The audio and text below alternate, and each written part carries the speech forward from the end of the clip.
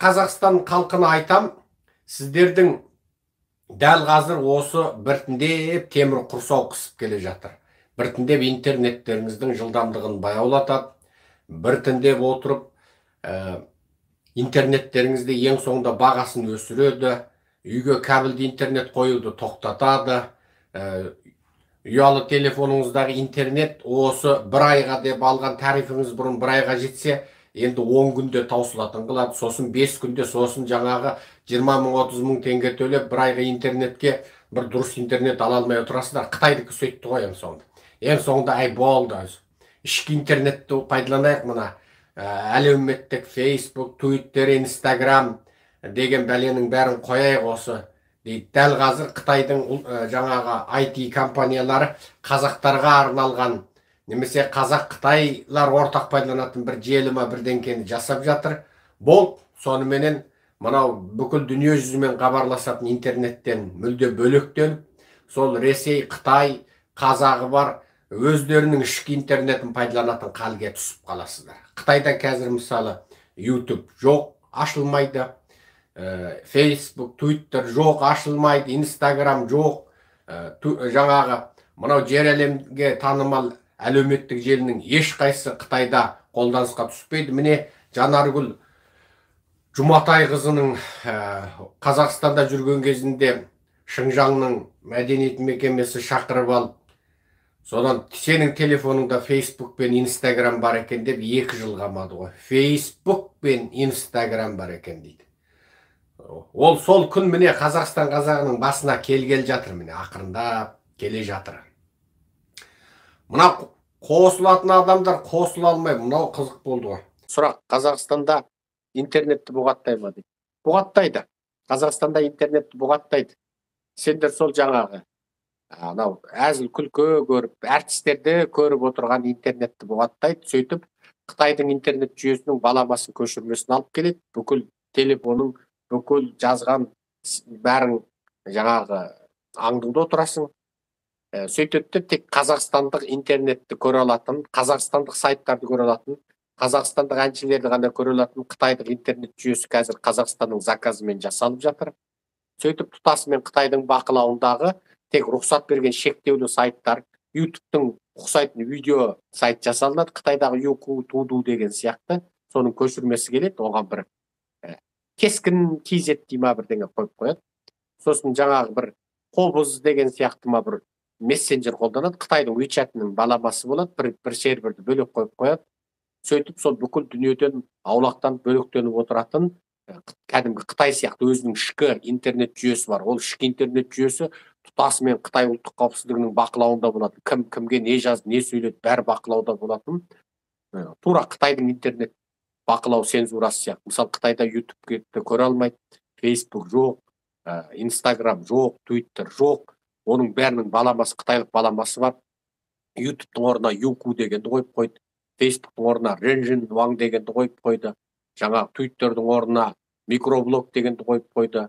WhatsApp-тың, тағы Facebook Messenger-дің, тағы басқалардың бәрінің функциясын біріктіріп, WeChat дегенді құрып қойды. Қазір анау TikTok дегенді құрып қойды. Соның барлық Қытайдың әлеуметтік желісі 100% Қытайдың Коммунистік партиясының бақылауында. Енді соның қазақша баламасын алып келіп Қазақстанда қояды. Оған біздің сұмырайлар Қытаймен бәле миллиардқа келіседі.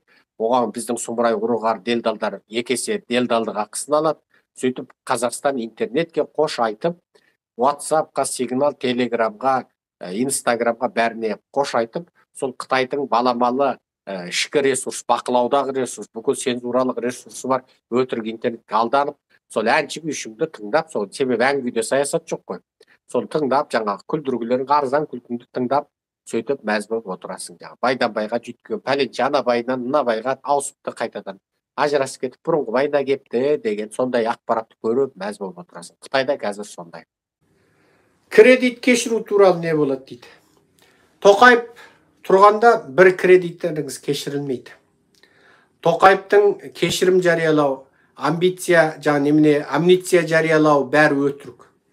Өткенде қаңтардан кейін халықты тыныштандыру үшін аяқ астынан жер береміз деді. Берді ма? Берген жоқ. Мынау рақымшылық жасаймыз деді. Рақымшылық жасау кімге жасайды Тоқаев? Мынау түрмедегі тұтқындарды азаптап үтіктеген полицейлерді соттады. Елді алдау үшін. Тұтқындады. Енді қайтеді? Ертең қазақ көтерілгенде ол полицейлер өлсе оқ атпайды. Себебі сотталып кетті. Қасындағы танысы, жолдасы сотталып кетті. Енді ана полицейлерді рақымшылық аясында өзінің қанішерлеріне рақымшылық жасайды.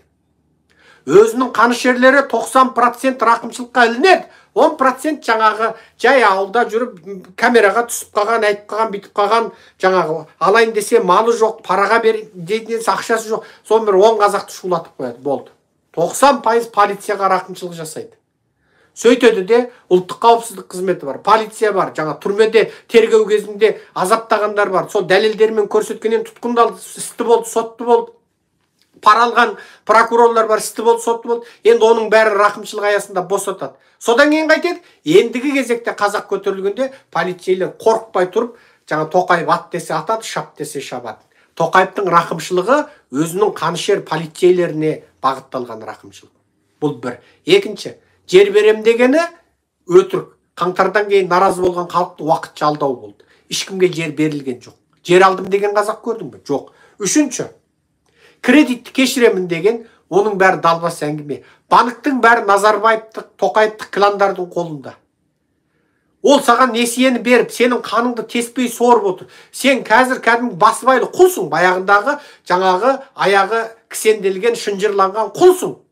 Сен жаңағы баяғыда бишікпен сабаса, қазір телефонмен сабайды. Айдың 25-і болды, кредитіңізді қайтаруды ұмытпаңыз дейді. Ол артаңнан осқан бишік. Сен құл, ішпей, жемей, таң бозынан күн батқанша істеп, сен Назарбаевтық, Тоқаевтық, Құлыбаевтық кландарды асырап отырсың. Кредит ешқашан кешірілмейді. Кредитті кешіру, жерсіз қазаққа жер беру, нақақ сотталған қазақты ақтау, түрмеде қазақты босату, мына қалың ұры-қары қарақшы суайт қанішерлерді түрмеге тығып, бейгүнә қазақты азаттыққа шығару, ол тек Атажұрт партиясы билікке келгенде ғана болады. Атажұрт партиясы билікке қалай келеді, солай жақсылыққа жетесіздер. Онсыз мүмкін емес. Тағы не сұрақ бар? Ал қалың елім қазағым, Атажұрт партиясы қазақты 3 ғасырлық бодандықтан құтқаратын партия. Атажұрт партиясы қазақты мәңгілік, еркін, азат ел болатын жолға салатын партия.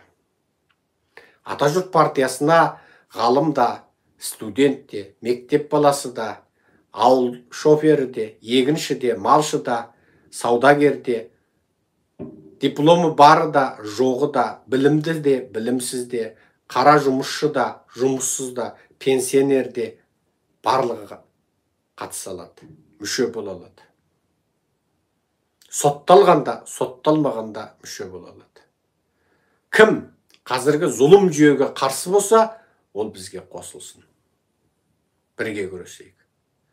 Біз батыстық демократияға қазақ халқының қолын жеткіземіз.